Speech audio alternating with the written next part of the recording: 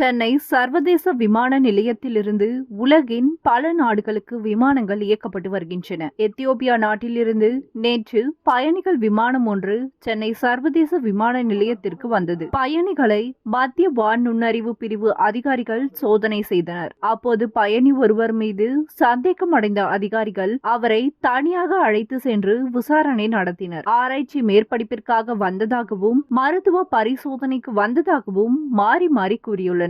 இதனை அடுத்து அவரை தனி அறைக்கு அழைத்து சென்று எக்ஸ்ரே எடுத்து பார்த்ததில் அவருடைய வயிற்றுக்குள் ஏராளமான கேப்சூல் மாத்திரைகளை விழுங்கி இருப்பது தெரியவந்தது. இதனால் அதிர்ச்சி அடைந்த அதிகாரிகள் அவரை விமான நிலைய மருத்துவமனைக்கு அழைத்து சென்று எனிமா கொடுத்து வயிற்றுக்குள் இருந்த கேப்சூல்களை வெளியே எடுத்தனர். கேப்சூல்களை பிரித்து பார்த்ததில் அதில் கோக்கைன் போதைப் பொருள் இருப்பது தெரியவந்தது. இதனை அடுத்து ரூபாய் 12 கோடி மதிப்பிலான 1200 கிராம் எடை கொண்ட கொக்கைன் போதைப் பொருளை சுங்கத்துறை அதிகாரிகள் பறிமுதல் செய்தனர். இதைத் தொடர்ந்து அந்த இளைஞரை கைது செய்த அதிகாரிகள் அவரிடம் விசாரணை மேற்கொண்டு வருகின்றனர். அந்த பயணி நைஜீரியா நாட்டின் பாஸ்போர்ட்டை வைத்திருந்ததாக கூறப்படுகிறது.